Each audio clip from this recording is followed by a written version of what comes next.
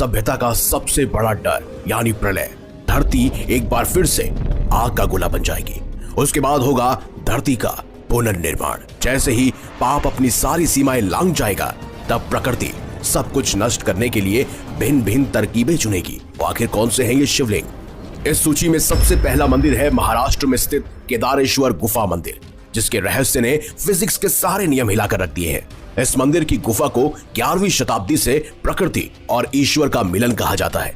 यहाँ 3 गुफाएं हैं, जिसमें से एक में गहरा तालाब है, जिसकी ऊंचाई पर विराजमान है 5 फुट का एक शिवलिंग। अब हम सब जानते हैं कि किसी भी कुर्सी को टिके रहने के लिए 4 पहियों की जरूरत होती है, लेकिन ये मंदिर सिर्फ एक खंबे पर टिका हुआ है। माना जाता है कि मंदिर के ये 4 स्तंभ 4 युगों को दिखाते हैं, जिसमें अब सिर्फ कलयुग ही बचा है।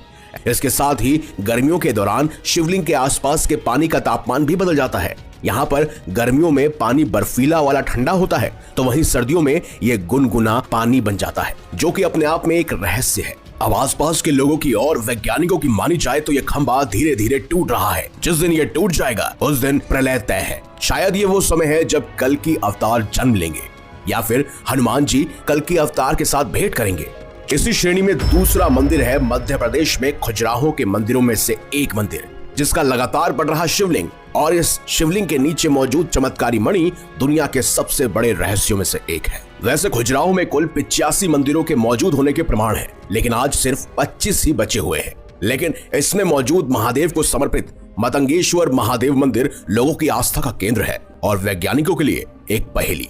मान्यता है कि मंदिर में एक शिवलिंग है जो कि 9 फीट ऊंचा और 4 फीट चौड़ा है, जिसकी लंबाई हर साल शरद पूर्णिमा के दिन 1 इंच बढ़ती रहती है और इसे यहाँ के अधिकारी मेजरमेंट टेप से भी नापते हैं, जो हर साल मापने में पहले की तुलना में हमेशा लंबा ही मिलता है। महादेव को समर्पित ये मंदिर 900 से 925 ईसा पूर्व के आसपास का माना जाता है। दरअसल पौराणिक कथाओं के अनुसार भगवान शंकर के पास मरकत मणि थी, जिसे शिवजी ने पांडवों के भाई युधिष्ठिर को दे दिया था। अब युधिष्ठिर के पास से यह मणि मतंग ऋषि के पास पहुंची।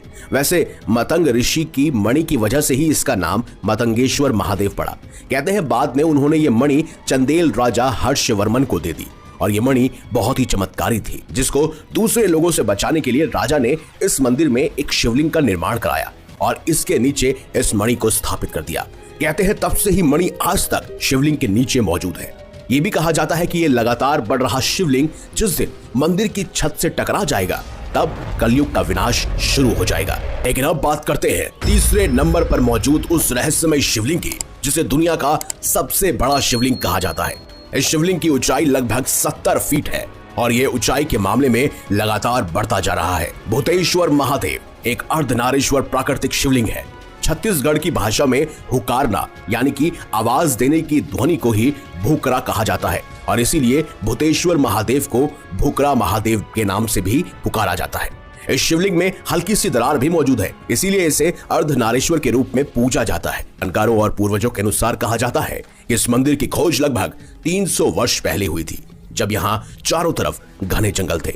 इन घने जंगलों के बीच मौजूद एक छोटे से टीले से आसपास के गांव वालों को किसी बैल की हुकारने की आवाज सुनाई देती थी, परंतु जब ग्रामीणों ने जाकर देखा तो वहां ना कोई बैल था और ना ही कोई जानवर। ऐसी स्थिति को देखकर धीरे धीरे ग्रामीणों की आस्था उस टीले के प्रति बढ़ती गई और उन्होंने उसे शिव का स्वरूप मानकर पूजा अर्चना आरंभ कर दी।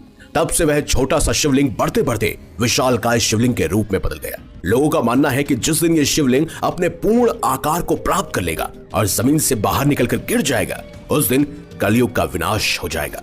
वैसे दोस्तों, हर धर्म अपने आप में विनाश की बात करता है। विज्ञान में देखा गया है कि पृथ्वी हर 10,000 साल में ठंडे और गर्म काल चक्र से गुजरती है।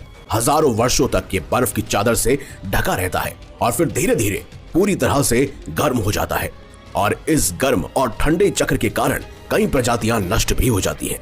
कई लोग ये भी मानते हैं कि ग्लोबल वार्मिंग पृथ्वी का प्राकृतिक गर्म चक्र है। मसीहा उत्पन्न होगा। कहते हैं वो घोड़े पर सवार हाथ में आग जैसी तलवार थामे आएगा, जो सारी बुराइयों का अंत कर देगा और एक नई दुनिया का निर्माण करेगा। हमारे सनातन धर्म में उन्हें भगवान विष्णु का आखिरी अवतार यानी कि कल्कि अवतार के नाम से जानते हैं। ये दुनिया वैसे दर्द, पाप, बीमारी और पीड़ा से जल्द ही मुक्त होने वाली है और एक ऐसी दुनिया बनेगी जो स्वर्ग जैसी महसूस होगी। सनातन धर्म में हम इसे सतयुग के नाम से जानते हैं। कलयुग के अंत के बारे में आप क्या सोचते हैं? क्या सचमुच इन 3 शिवलिंगों का और कलयुग के अंत का आपस में कोई कनेक्शन है? हमें कमेंट बॉक्स में अपनी राय अवश्य दीजिएगा।